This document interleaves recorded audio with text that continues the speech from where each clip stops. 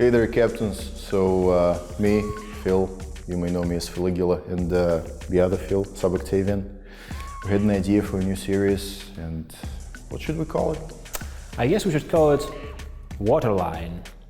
I like your idea. Thank you. And also you're the boss, so that's gonna be the name.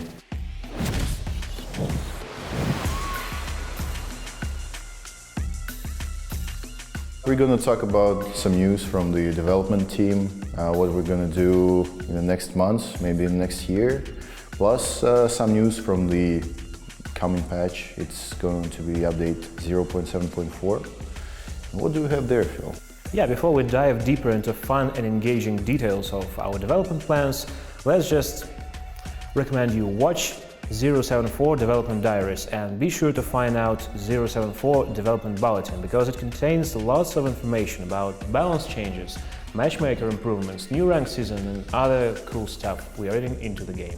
A small disclaimer, everything you hear here, that's not a pun, but everything that we're going to speak about is not necessarily final and can be used against us in the court of... No, that's the wrong one. It can change. You should understand that, so please do not take this as a final word, but just as a look into the future of World of Warships. Let's start with some general news. So we're changing our development cycle. And the reason, guys, is that lately we have been experiencing some technical problems with our updates, and we found out the reason. The reason is that we actually publish one major update every 3 weeks. 3 weeks. Yep. We did this for you guys so we can, after the release of the game, we can fill it up with features and react more quickly for your feedback and concerns. But now, actually, we come to the point where it actually prevents us from publishing updates with very high quality.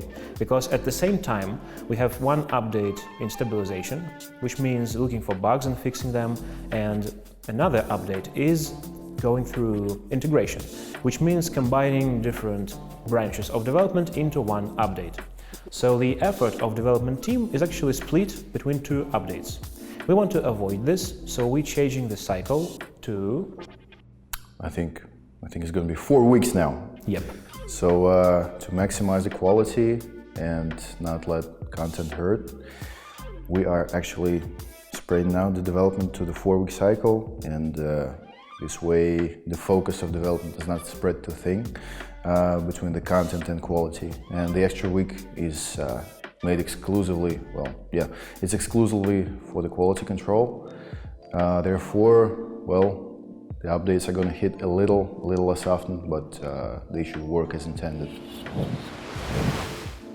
So Phil, let's start with something that I think all players are really interested in, new content. What's up? So you let me be the good cop? Yes, sure. And as a good cop, I will inform you that we're going to have some new ships. We're going to have a new event, not dissimilar to the Vive la France arc. So over the course of several updates, we're going to have the so-called American arc. And the main theme of it will be the split of the cruiser line. We'll have heavy cruisers and light cruisers. If you could elaborate on that, because I'm kind of bad with names. Yeah. So from tier 6, guys, the US cruiser line is split into heavy cruisers and light cruisers. Heavy cruisers will be from tier 6 Pensacola, New Orleans, then comes Baltimore, then new ship Buffalo, and your old friend Des Moines. As for the light cruisers, Phil, from tier 6 there will be Dallas, Helena, then there will be Cleveland, your old friend. Do you have Cleveland, by the way? It's on the way. It's on the way, and it will be 2 tiers higher, guys. Then there will be Seattle and new ship Worcester, new tier 10 light cruiser. So I think many of you wonder, like, how will we handle this split actually? And I think Phil will tell you how. In a word, you're not losing anything, and you're just gaining. You're gaining gains everywhere. Gains, massive gains. No matter whether you have those ships researched or you have them in your port. If you have a ship in your port, you will keep the ship, you will get its replacement, you'll get an extra commander with skill points. If you don't, if you just have it researched, you'll have the new ship researched and so on and so forth. For complete system of how it's going to be, just refer to the Soviet destroyer split. it's going to be pretty much the same, and you're just gaining. But wait, there's more. If you call right now, I'm sorry, yeah, that's my other job. But the ships are just the tip of an iceberg, right? Speaking of tips, a tip for you guys. So if you want to maximize your profit from this split, just be sure to research and keep in port ships from Cleveland to Baltimore. This way you'll get most of freebies. A whole lot of stuff, basically. Yeah. But this is only the beginning. We have collection. Have a collection. Remember correctly, it's 48 items. And for collecting particular sub-collections, you will get the permanent camos for, well, Cleveland. I'm not going to tease the other ones, but you may be able to figure them out. The collection is going to be a lot like the Yamamoto Isoroku one, with some sub-collections, maybe a possibility to open up different colors for the American camos, but I didn't tell you that. Other than that, maybe a new campaign. I mean, not maybe, for sure, a new campaign. After you finish it, you'll get... Who will you get, Phil? You'll get, guys, unique American Commander William Halsey. And the coolest thing is that, of course, like Yamamoto, he'll have his own perks and modified talents. So the good news also is that both collection and campaign are permanent. They will stay in the client forever and you can take your time to complete them. Yep. But there is more. Wait, there's Yep. more? Do you like operations, Phil? You mean like surgery? No, No? like Oh, okay. player versus environment operations. Sure, I hate environment. I didn't say it. Of course, yeah. And just like in the Vive la France arc, where we had Hermes, here, I cannot tell you the name yet, but the players will be transported amid the Solomon Islands, and these particular operations will introduce a new mechanic into the game. We'll have a different time of day. You will start in the dead of the night. You will fight through it using signal rockets to improve your vision, and as a reward, the finishing court will be the dawn. You will finish the operation at dawn. So if you're successful, you'll get some cool swag, and that's... There is more. There is more. There is always more. So guys, maybe you remember the event that was called Clash of Elements. We decided to elaborate on this idea, and we got a new type of event, especially for American arc. Yeah, you guys may remember some of the hottest rivalries in your particular sports, like in baseball and American football. I will not name the teams here, but you catch a drift. Basically, at the beginning of the event, you will pick a team and you will score loyalty points for being productive with a set team. You'll be able to get some cool rewards for just filling up your XP bar during the day.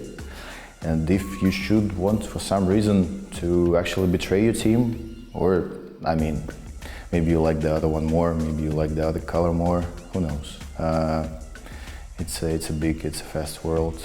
But basically, if you want to switch teams, you can do it pretty easily. You'll get invitations sent to you every couple of days, and you will not lose any standing.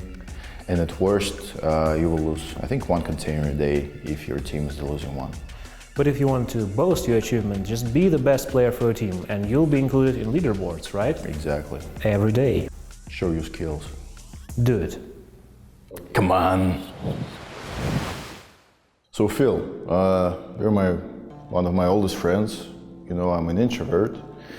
And that's why I usually find reasons not to participate in the clan wars. I just wanted to know what your whole deal with that thing is.